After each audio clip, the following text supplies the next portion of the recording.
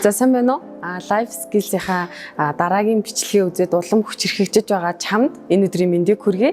Нааг болохоор Орхон тул гэдэг томоочин альтернатив сургуулийн маркетингийн менежер.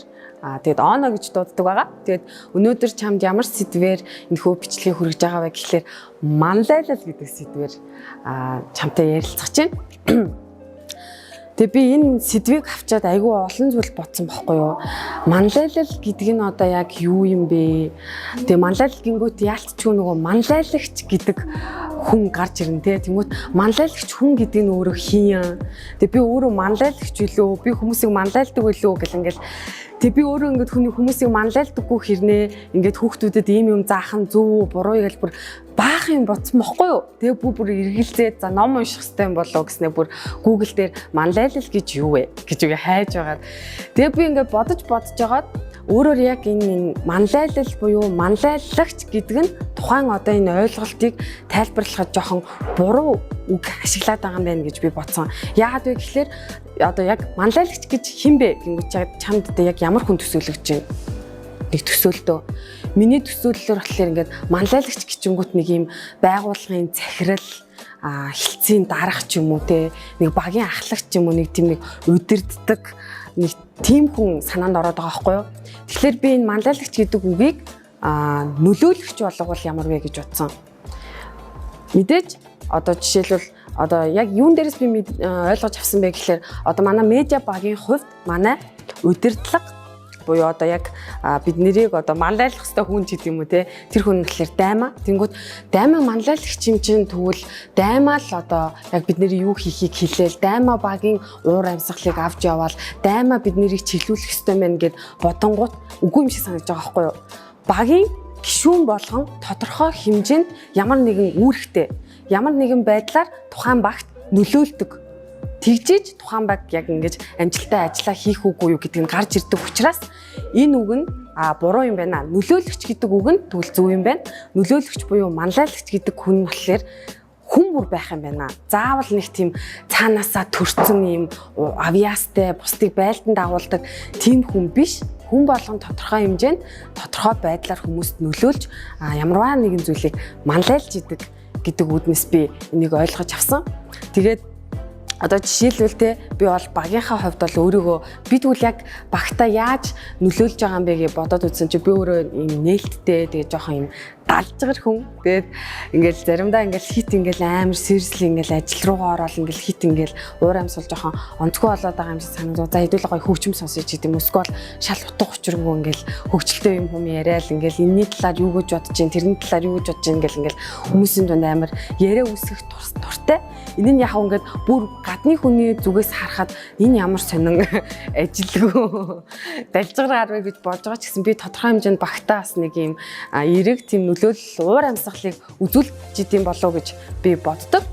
Тийм. Тэгээд тэр утгаараа тэгвэл одоо манай багт жишээлбэл одоо даймаа, сайхнаа, одоо золбооч гэх юм уу те энэ хүмүүс бол илүү те хариуцлагатай юм нөлөөллийг үсгэж идэг яг надад итгээд за оноо энийг яг ингээд тэдний өдөр яг тэдэн цагт дуусгацсан байгаарэ гэдэг юм хариуцлагатай юм байдлыг ингээд шаардангууд би нөгөө талаасаа за энэ хүмүүст би энийг гаргаж өгөхгүй бол болохгүй ч гэдэг юм уу те бас ингээд тэр хариуцлагын нөлөөллийг би ингээд тэр хүмүүсээс авч идэг.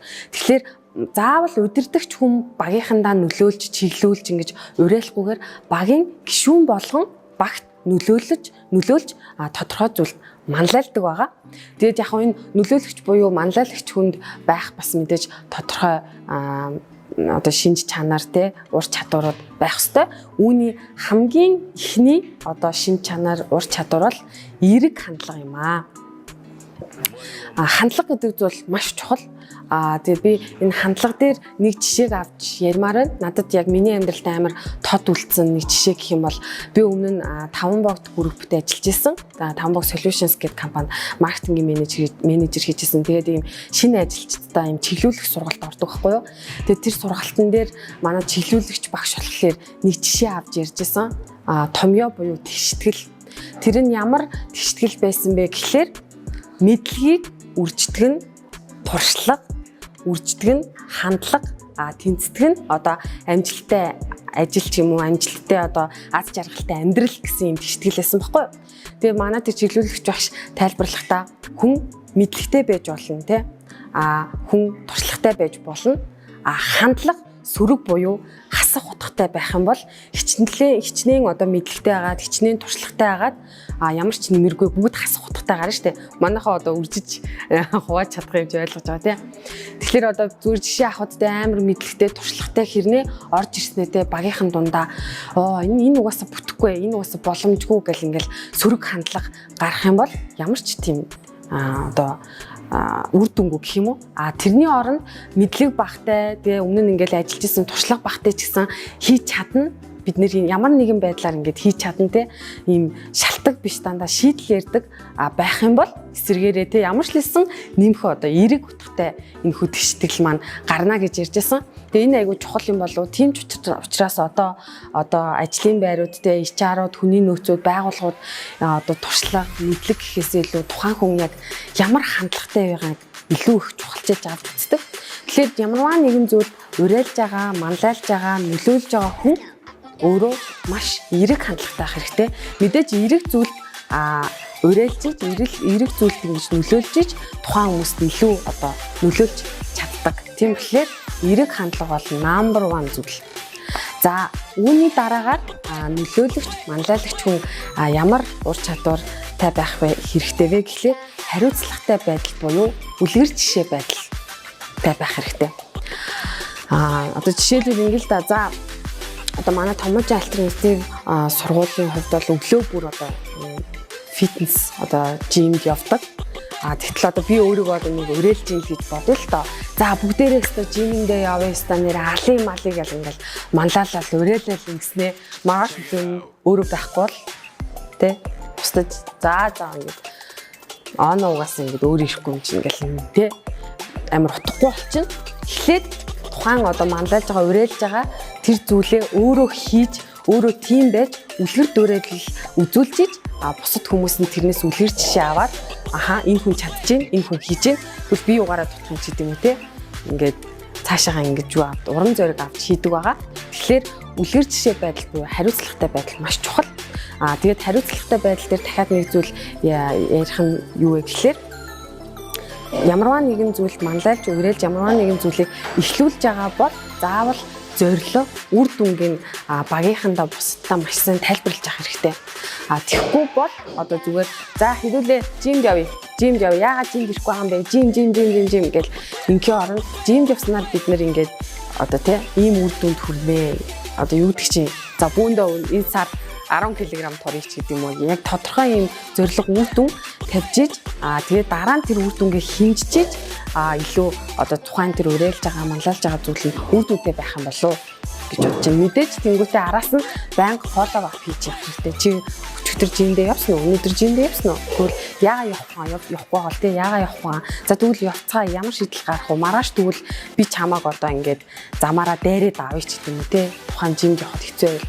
Ийм одоо нөгөөний follow up хийгээд ямар нэгэн ийм одоо реакц авсан бол тэрэн дээр маш хурдан ингээд реакшн аваад ингээд хийж ахын чухал юм болов уу гэж бодож байна. За тэгэхээр дараагийн одоо нөлөөлөгч буюу манлайлагч хүнд байх ёстой бас нэг ур чадвар тий нэг зүйл бол бусдад урам зориг өгөх чадвар.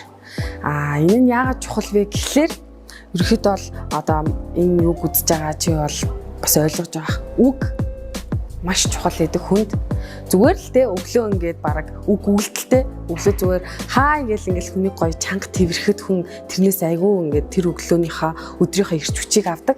Тэр шиг ямарваа нэгэн ажил одоо жишээлбэл саяхан одоо манай хүүхдүүд маш том ингээд 3 төсөл дээр ингээд 33 баг болоод ингээд хуваагдаад ажиллаа. Тэр хугацаанд ингээд хүүхдүүдийн үр дүнг ингээд сонсоод бүгдэлтэй бид нэр ингээд эхлээд ингээд муудалцаад шантраад баг болиё гэж бодоод ингээд ингэсэн. Гэхдээ бид нэр цааш нь ингээд хийж чадсан гэж ярьжсэн. Тэгвэл яг тэр нэг юм шантрах гэдэг юм уу те тэр процесс яг тухайн одоо багийн гишүүнээ урам зоригоор тэтгэх нь маш чухал. Тэгээ тэр нь бол маш энгийн зүгээр амархан штэ нэг ичтэй чихэр авч өгөөч юм за боли ичтэй чихэр авч өгөхгүй боли гэхэд зүгээр л чисто мундаг биш үү те манай багт ингэж чи ийм өөр нөлөө үзүүлж чинь үнэхээр мундаг байна. Чи чадна ч гэдэм үү те. Ямарваа нэгэн байдлаар ингээд жижигхэн үгээр ч хавталтгаа хүнд урам зориг өгдөг. Тэгснээр тэр хүн илүү цаашаага нөгөө ажиллаж илүү цаашаага энэ гоё эерэг хандлагатай ажиллахад тус болдог байгаа. Тэгэхээр урам зориг гэдэг зүйл бол одоо манлайлагч нөлөөлөгч хүнд бол заавал байх ёстой ийм зүйл урамшуулал те.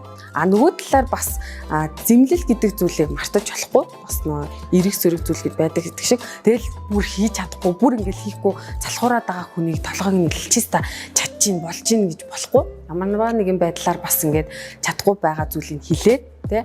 Надад ингэж санагдлаа. Тэгвэл одоо хоёулаа ингэж хичээж гэдэг юм уу? Иймэрдүү байдлаар бас энэ урамшуулал болон зэмлэл гэдэг зүйлийг гоё ингээд нюансыг олоод хийж авах хэрэгтэй. За тэгээд одоо энэхүү видеоныхаа төгсгөлд гэж хэлэхэд заавал одоо нөгөө манлайлагч гэдэг үгийнхаа хэдүүлээ утгыг маш сайн бодох хэрэгтэй.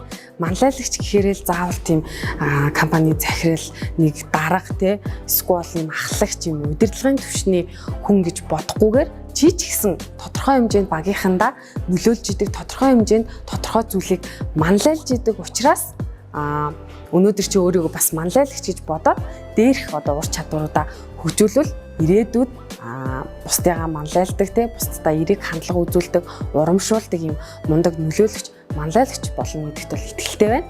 Тэгээд би энэхүү бичлэгнийхаа доор мэдээж нөлөөлөгч манлайлагч хүнийг илүү хүчрхэгжүүлэх, чадваржуулах энэ даалгавруудыг оруулнаа. Тэгээд хийгээд тэрхүү даалгавар дээр бүгдээр эргээд уулзцгаая. Тэгээд энэхүү бичлэгийг үзсэн чамд баярлалаа. Тэгээд дараагийнхаа бичлэгээр уулзцгаая.